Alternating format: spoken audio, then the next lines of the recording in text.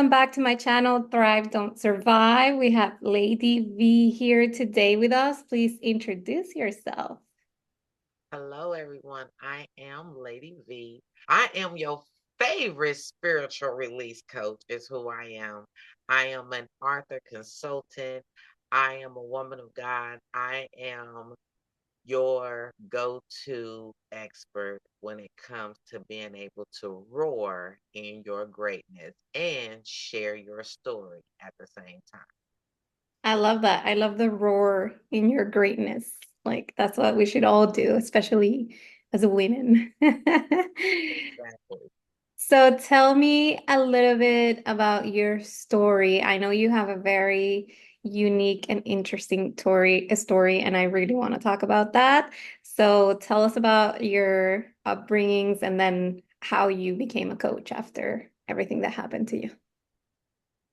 All right, I'll be glad to. So I was molested at the age of 8. I'm just gonna jump in. So I was molested at the age of 8, and by the age of 10, I was really just in the streets trying to find my way. By the age of 15, I was still in school trying to do what I do, but I had joined gangs. I had decided that I was, because I was in the street, so I was a woman of the street as well. And I became a madam by the age of 15. By Wow. the age of 20, I was just gone and gone crazy. Mhm. Like I was out there, nobody could tell me anything. I was living this fast life Mhm. that I thought was a great life, but Okay. it really wasn't. It wasn't great at all. And I started to search for something that I felt like I needed, which we all look for, which is that four-letter word, love. Right. I was looking for love because I never received love, not in my home, not in my life, not in the relationships that I had, not with friends. Like I just wanted to be loved. I Mm. wanted to be loved. And I felt like the only person that really truly loved me was my grandmother. And Okay. when she passed, I was like, I lost her and my mind at the same time. And I was just gone. I was just like, what's the purpose of living? And so it was like, I just didn't care anymore. I had no care, no fear, no anything. And I saw a lot of things that I probably shouldn't have seen, from my friends being murdered to people that I was seeing being murdered to all kinds of different, the life of the streets. And Wow. we all think that the streets have our back, but they really don't. They don't love us like Yeah. we think they love us. And so um I was a high price call girl and I did what I did. I was out there and it was actually lupus really saved my life. And I know a lot of people say, wow, how can you really say that? Hmm. Well, I needed to slow down Yeah. because I was on a path to destruction. Hmm. And lupus saved my life because it allowed me to slow down. Even though when I heard the word lupus, I thought I was dead. You couldn't tell me that I wasn't dead. I was like, oh my gosh, I'm dying. I'm going to die today. And I just had to learn what lupus was and the results of lupus. And had I continued to live the life that I was living, I would have died. I could have died.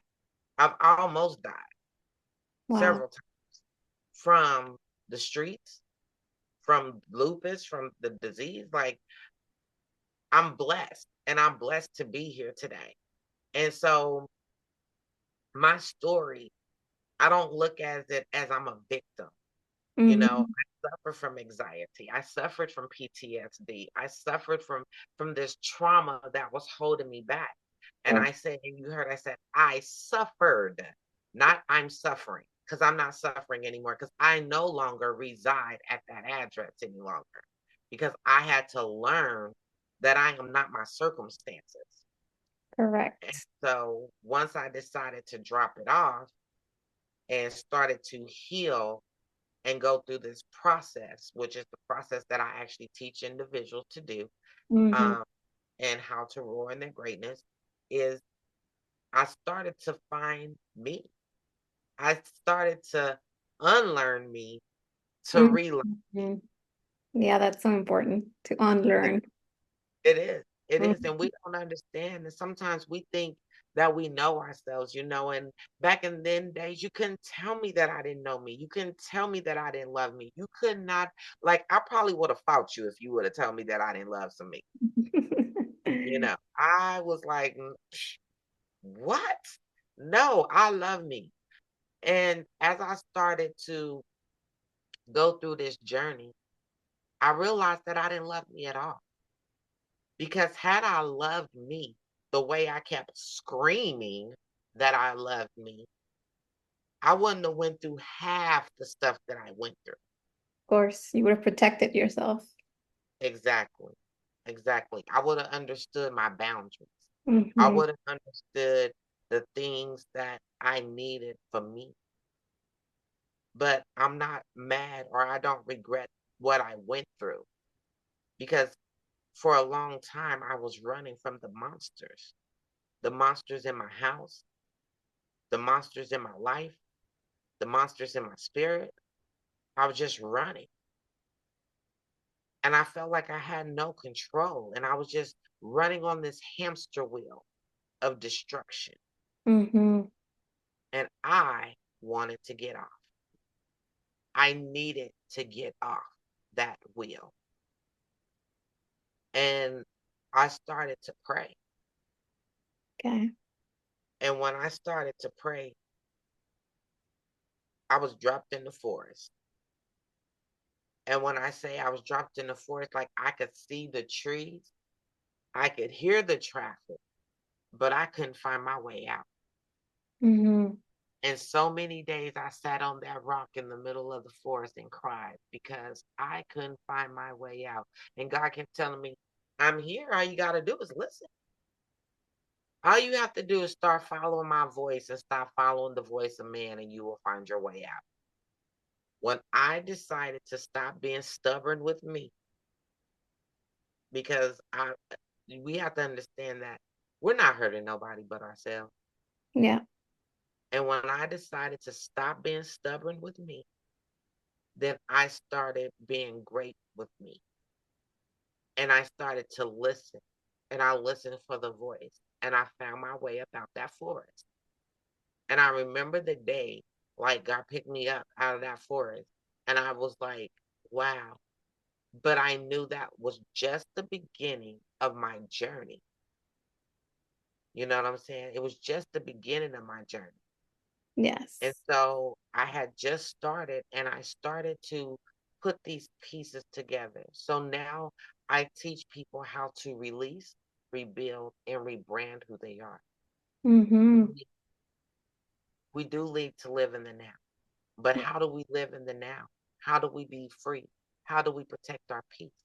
How do we get there? Well, we have to release. And that's who I am. I'm the spiritual release coach, meaning that I'm not going to let you tap on the top of the surface. I dig down into the sticky stuff that we don't like to touch that hurt Yeah. us the most.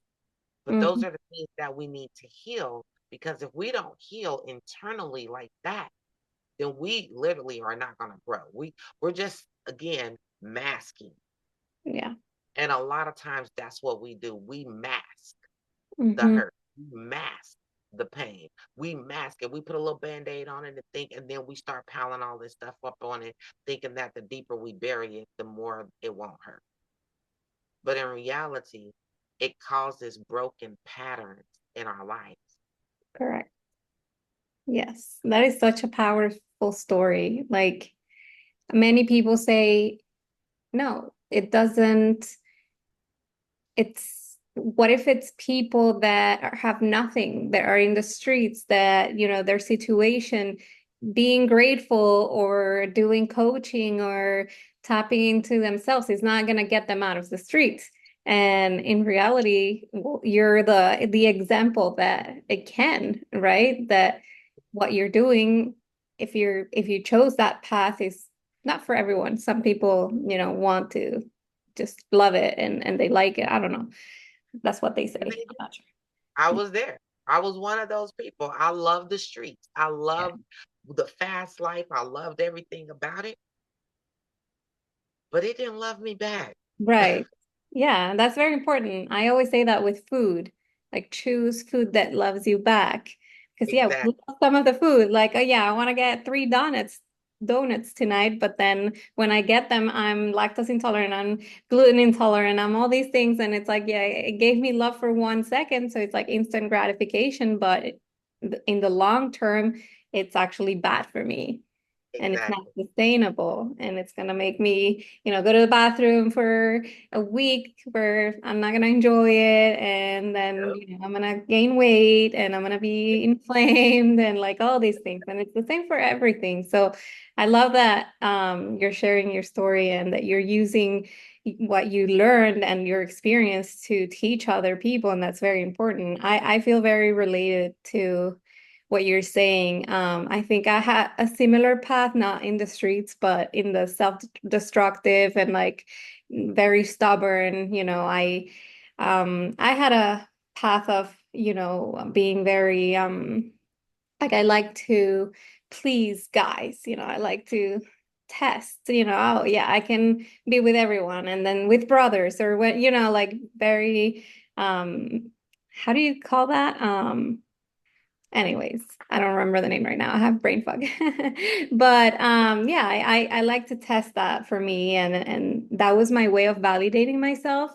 And everyone Mhm. would say, oh, but you need therapy, but this and that. And I was like, no, I don't. I'm super strong. I've been a immigrant twice in different continents. Like I've been through also sexual abuse and physical abuse all my life and like I can handle anything. I don't care. Like I don't need Exactly. anyone to tell me what to do. I know what I need. But in reality, yeah, exactly.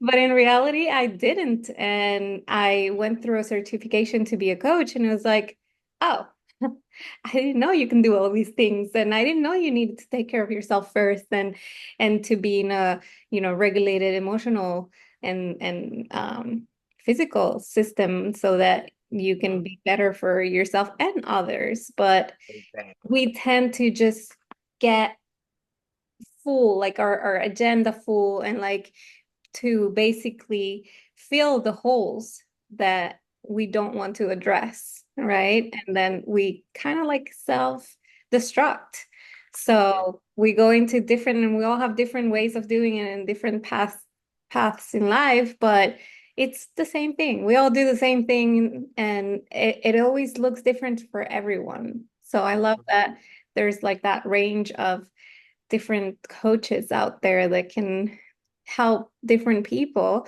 And I'm grateful that we can do that and that the new era and our new generation is just tapping into the consciousness and like, okay, let's heal this. It's uncomfortable for a week, but then it's going to be amazing for, the rest of your life because Exactly. we're going to release it. Like you said, I love that release part at the beginning of your process. And so how did you become a coach? Like what got you there? Like how did you, because we got in the um leap of like you couldn't get out, you didn't see the way out, but then how did you get out and decided to become a coach? So, like I said, I so being a coach, I was chosen for this, okay? Because I didn't want any of this. I just wanted to be an author. Like for real, this is what I'm saying. People ask me, I'm like, I did not want this. This is when they say you are chosen, you have to believe when you have to know when you really are chosen. Yeah. And I don't have no problems with saying I was really chosen for this because I didn't want to do any of this. I just wanted to write my little books and share my story and tell my, just get that out, whatever it was that, is in my mind. And that's all I wanted to do. I didn't want to do, and help other authors, get their stories out and do a little editing, but I didn't want to do any of this. I was chosen for this. And once I came out of it, and okay, so let me say this. I'm not out of it because you never are out of it. Right. Okay. I want to say that. And I don't want people thinking that, oh, I'll be free and then I'm done. No, Just because you're free does not mean that you're done with the process. It's Right. always gonna go. And Yeah. so now I'm in my rebranding stage. Mm-hmm. Okay. So I went through my release, I went through my rebuilding stage, and now I'm in my rebranding stage. I'm rebranding who I am, Mm-hmm. which means that I'm using my voice now to be the person that I'm roaring in my greatness. I'm Mm-hmm. rising to the occasion. That's what I'm doing. Yes. And so I've awakened the rebel inside me. Okay, that's what I've done. So that's my course. That's what it's called, Awaken the Rebel Within. And Mm-hmm. so what I've done is awaken the rebel within. But it always continues to go. It's always there. And once I got to my freedom point, you know, it and I started to understand the process, he was like, now you're ready. You know, you're ready to go to the next level and I'm gonna elevate you and this is where I need you to be. And I was like, you sure? Me. You're choosing me. Like, wait a minute. Like, wait, this is what this is really what you want to. He's like, yeah, this is your calling. And so I'm always helping other people. I'm always, people always come to me for advice, and I was doing it anyway. Mm-hmm. You know? I mean, I've been even as a madam. That's why they wanted me to be a madam. Is because they needed somebody that they could trust, Mm-hmm. somebody that they could confide in, somebody that they knew that would protect them. You know what I'm saying? And be okay. And so that's always been who I am. And I didn't really realize it until one day, one of my friends, she called me and she was like, "You just don't know.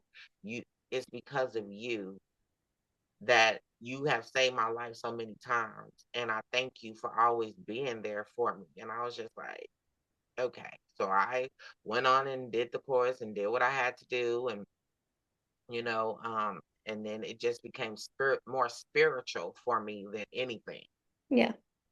And so I teach that in my ministry, how to trust, because until I learned how to trust in God, I didn't know how to trust in myself. Mm, Until interesting. I understood God's love, I didn't understand how to love me.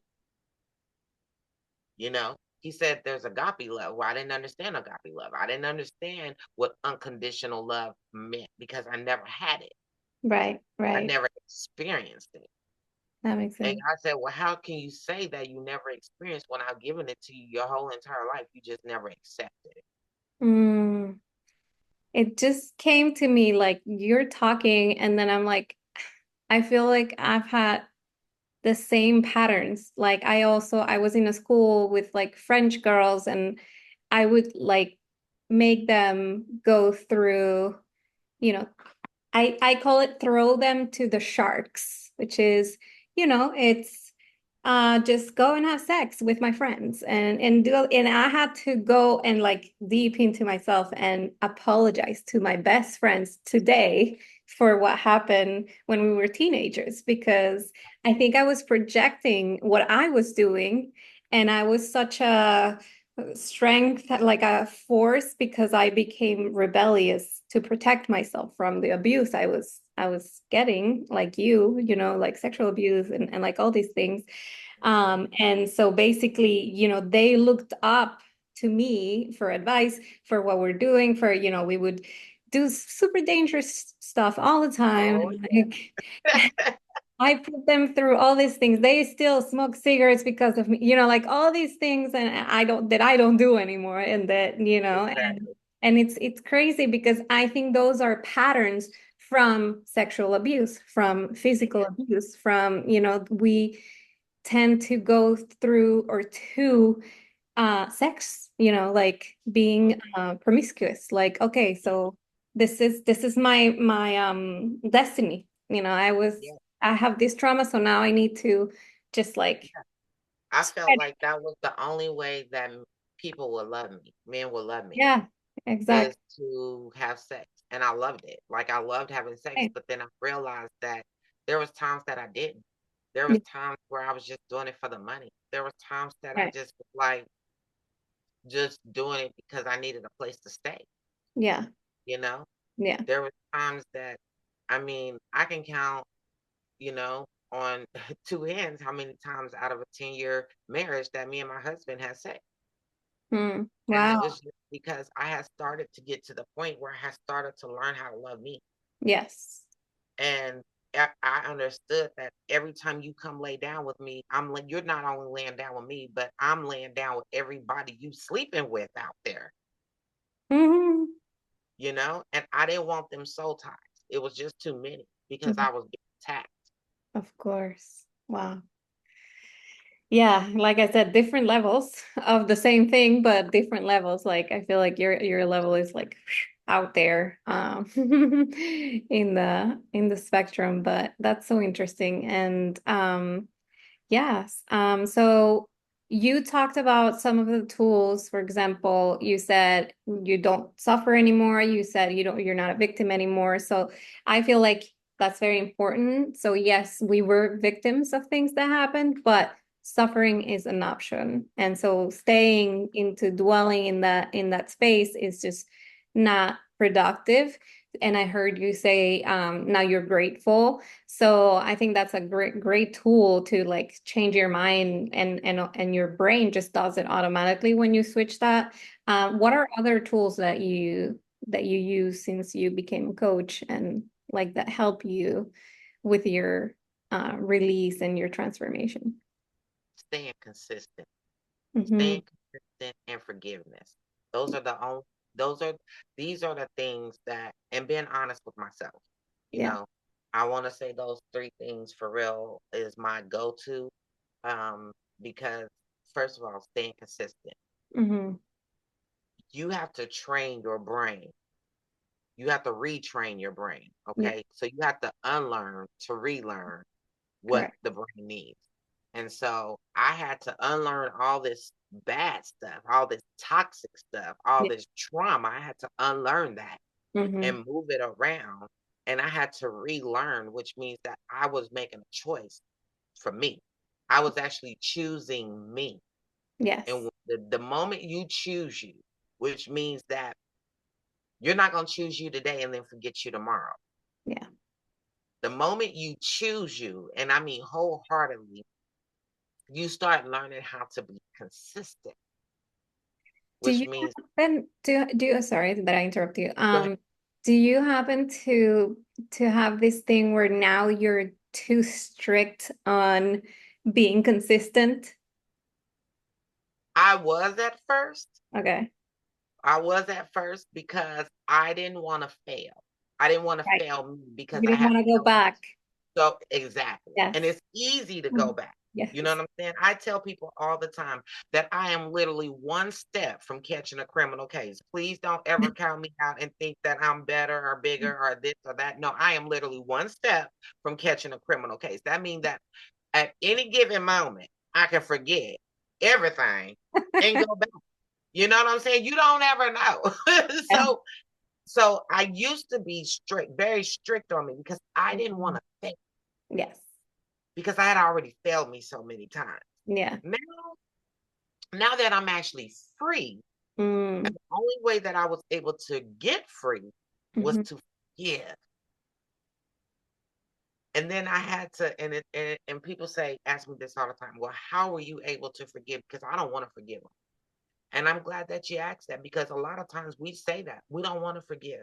Hmm. The question is, what if today God said He don't want to forgive you? Hmm.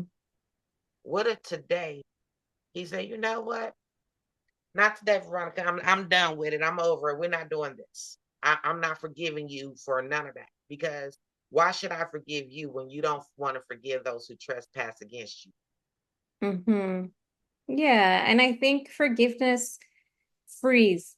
I do understand there's some people that say that when you forgive, you put yourself into the victim mode and then you give them the power of being the perpetrator. But, in some situations, it's like, well, yes, this person, like, I don't know, hit me or this person did this to me. So, but I do think also that forgiveness, you don't need the other person to forgive them. Exactly. You can forgive them Exactly. inside of you and then get free of that feeling that you had, that's resentment, that's bad, and Exactly. all those things and everything that you were doing and everything that I was doing, they transcribe into sickness. And I think that's why you had that. I had PCOS, I had hormonal issues, I had insulin I resistance, had like all of all these things are somatically transmitted into diseases. And it's so exactly. important to just like get rid of all of that stuff, even, that revenge and anger, resentment for other people that did do stuff to you that were not okay. Um, Hmm. and Hmm. sometimes, those people are not going to be receptive to you asking, you forgiving, like, because they don't see themselves that way. Maybe they're narcissistic. Maybe they are also in their own demons and they don't want to hear it. You know what I mean? There's a So, lot of people like that, but guess what? At the end of the day, the forgiveness is not just for them. The forgiveness is for you, and so exactly. you can regain your power. Correct. You Exactly. know, Yeah. because you gotta let that go. If you Mhm. holding on to it, you're holding on to toxicity. Correct. You're holding on to the trauma. Yeah. You're holding on to these things, and that is a choice. Yeah. People say, "Oh no, yes, it is a choice. We have choices in this life, and you can hold on to that pain, or you can let that pain go. It Exactly. is a choice. I chose to let it go. I chose not to sit in it. I chose not to be in it. I chose not to reside in it. That's the reason why that's the reason why I have so much power behind it. And I can actually say, hey, this is my story, but I don't live there no more.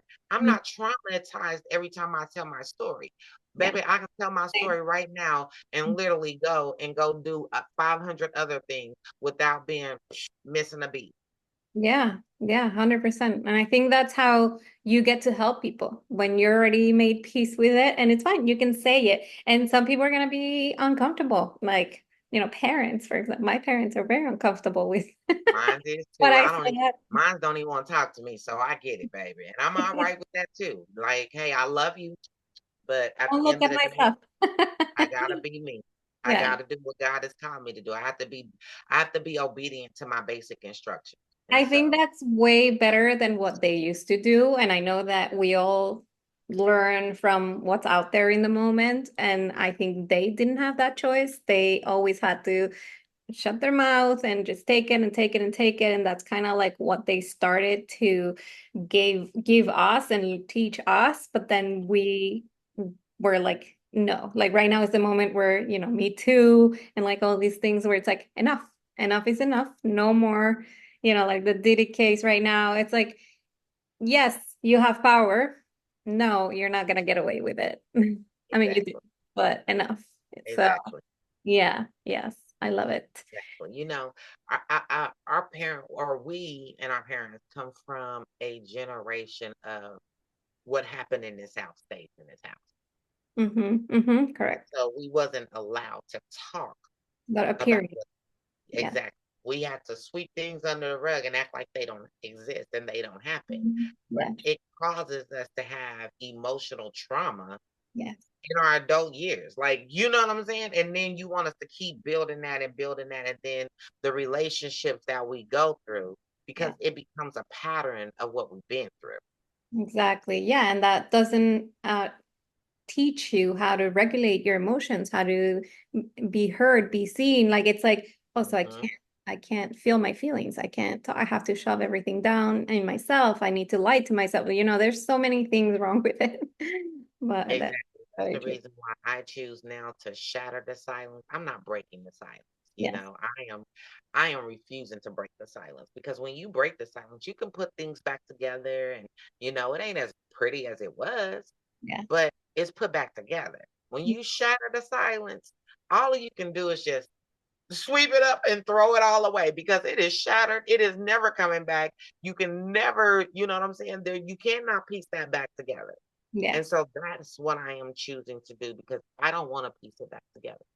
Yeah. I don't want people to have to feel like they have to keep sweeping it up under the rug. I don't want people to feel like they don't have anyone that understand what they're going through and that they are to blame for what they've been through because Yeah. The you're not guilt. to blame. Oh my God. You're not to blame. It Hmm. happened. You know, I am not a victim. I am a warrior Yeah. because I choose to be a warrior. I don't Hmm. choose to live in my victimism. I don't choose to be there. I don't reside at that address. I Yeah. am a warrior. I Hmm. am a warrior and I will continue to roar in my greatness. I will continue to be great, Yeah, period. you And have the why? power to change your situation. Like, I feel Hmm. like the bad things are gems and they're gonna teach you what you need to learn to, be the best version of yourself and keep growing and, like getting to adversity and just thrive instead of just dwelling in the victim mindset, which is also our parents' generation's pattern. It's, Exactly. everything, it's their victim and this, and how can they change? And they don't, and they can't, They and can. they're stubborn. Yes. And they transmitted all that to us. But, it's never too late to change it. So, guys, you can Exactly. always, always hire either of us, go find yourself a coach and get help because you have a third person looking at your patterns. It's not the same as looking at yourself because it's impossible to look at yourself in the third person or very limited. And it's crazy how your life changes when you have a person that validates you, that holds you accountable for keeping what you need to do to get to where you want to go. So, Exactly. I mm, suggest that you have accountability partners. yeah. They're always good. That's the reason why it with my course, even though it's a 21-week course, you still have the option to do the group sessions and to do the one-on-ones. And I recommend the group sessions. Why? Because the group sessions, first of all, it holds you accountable. So Hmm. you have accountability partners. Plus, Yeah, the group session allows you to see that guess what? You're not going through this by yourself. There's other people going through it just like you. Even though their story may be just a tad bit different, they understand your pain. You exactly. understand? Yeah, I And have the both too. they're I trying have to the group one and the one-on-one, and the group one is so powerful. There's people that have three autistic kids, and then there's somebody that's just suffering because they don't like their boyfriend. And they're like, exactly. okay. Exactly, And Yeah. and I mean in the group, what I also love about the group sessions too is that it gives you a support group. Yes. Like It- a community. Yeah, Mhm. Yes. and that's what we need sometimes. We just need our own community Yeah. that speaks our language. Hmm. So what would be like the number one non-negotiable tool that you want to share for going from surviving to thriving? The number one tool that I want to share is the fact that you don't have to sit in your survivor mode. All you have to do, because a lot of times as women, we're always in survivor mode. We're Mhm. always Fight or there. flight. Yeah. Yes, we always feel like we have to be there. Hmm. I've learned that I am a survivor, but when I turn my survivor off and I turn my warrior on, I can just relax Hmm. because I don't have to survive all the time. Yes. Sometimes I just need to sit in my feminism Yeah, like and give yourself enjoy, permission. yes, and enjoy life. Yes. Meditate. Meditation Mhm. is your key. Yes. I, I, man, I recommend it very highly on my list Hmm. because when you meditate in the morning and in the evening, the morning you meditate, even if it's 5, 10 minutes, find time for you. If you can't find 30 minutes out of your day for you, you have already failed you. Hmm. You have already failed you. You have to find 30 minutes a day. That's 15 minutes in the morning and 15 minutes in the evening. 15 minutes in the morning, the way you wake up and the way you process your mind, the way you breathe, that's how you're going to actually get through your day. Correct. If you wake up and you're chaotic and you just going chaotic, your day is going chaotic. That's true. But yeah, and if you go to bed and you actually take that other 15 minutes to detox, again, meditate, let's detox from the day. Turn Hmm. everything off, be in silence just with you. Yes. Turn your phone, everything. Just be in silence with you and detox from your day. When you go to sleep at night, you will rest better because your mind is free. Your mind is clear. You're not thinking about all the things that went on and all the things because if you do that, you wake up like that. Mm-hmm. So Yes, how you go to bed is how you'll wake up. And mm, so that's why I suggest meditation at the beginning of your day and at the end of your day. I like Med- that. I always say that meditating is like putting the reps, like you put the reps in the gym, you put the reps in your brain. And so it just automatically works your brain and your emotional intelligence and everything. And yeah, that's so important. So I love that you brought that. Well, so thank you so much for being here today. This was a great. I am so grateful for you to be out there teaching people, and I am so happy that you share your story, and that's very, very brave. So I'm proud of you, and I thank you again for being here. Hey, thank you again for the platform. Thank you for allowing me to share my story. I truly greatly appreciate it. Hey, just know that you guys are worth it and that you are more than enough. And if nobody told you that Lady B loves you, you got Love it. All right, guys. Bye.